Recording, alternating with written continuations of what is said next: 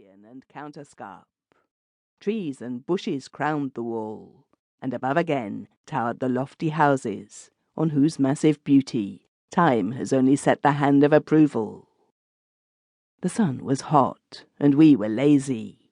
Time was our own, and we lingered leaning on the wall. Just below us was a pretty sight, a great black cat lying stretched in the sun, whilst round her gambolled prettily a tiny black kitten. The mother would wave her tail for the kitten to play with, or would raise her feet and push away the little one as an encouragement to further play. They were just at the foot of the wall, and Elias P. Hutcheson, in order to help the play, stooped and took from the wall a moderate-sized pebble. "See," he said, "I will drop it near the kitten, and they will both wonder where it came from." "Oh, be careful," said my wife. "You might hit the dear little thing." "Not me, ma'am," said Elias P. "Why, I'm as tender as a Maine cherry tree. Lord bless ye, I wouldn't hit the poor puddy little critter more'n I'd scalp a baby. And you may bet your variegated socks on that. See, I'll drop it far away on the outside so as not to go near her." Thus saying, he leaned over and held out his hand at full length and dropped the stone. It may be that there is some attractive force which draws lesser matters to greater, or more probably that the wall was not as plumb, but sloped to its base, we not noticing the inclination from above. But the stone fell, with a sickening thud, that came up to us through the hot air, right on the kitten's head, and shattered out its little brains then and there.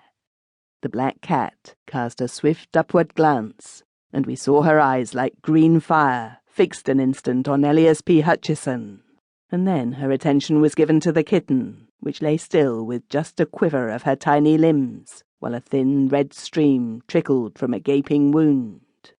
With a muffled cry, such as a human being might give, she bent over the kitten, licking its wound and moaning.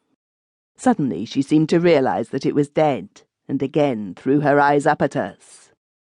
I shall never forget the sight, for she looked the perfect incarnation of hate. Her green eyes blazed with lurid fire, and the white sharp teeth seemed to almost shine through the blood which dappled her mouth and whiskers. She gnashed her teeth, and her claws stood out stark and at full length on every paw. Then she made a wild rush up the wall as if to reach us, but when the momentum ended, fell back, and further added to her horrible appearance, for she fell on the kitten, and rose with her black fur smeared with its brains and blood. Amelia turned quite faint, and I had to lift her back from the wall. There was a seat close by in the shade of a spreading plane tree, and here I placed her while she composed herself. Then I went back to Hutcheson, who stood without moving, looking down on the angry cat below.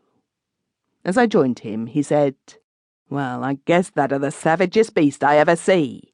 Except once, when an Apache squaw had an edge on a half-breed, they nicknamed Splinters, because of the way he fixed up her papoose, which he stole on a raid, just to show that he appreciated the way they had given his mother the fire torture.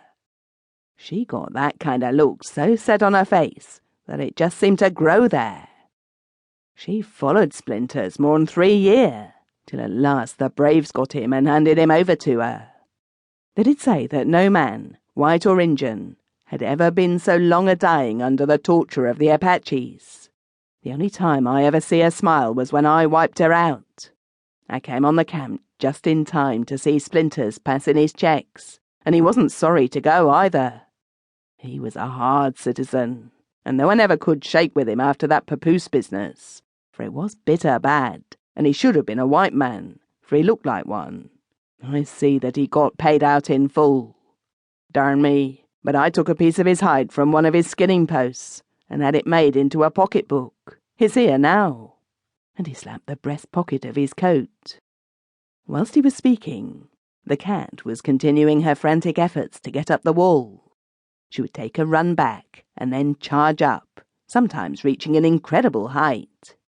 She did not seem to mind the heavy fall which she got each time, but started with renewed vigour, and at every tumble her appearance became more horrible.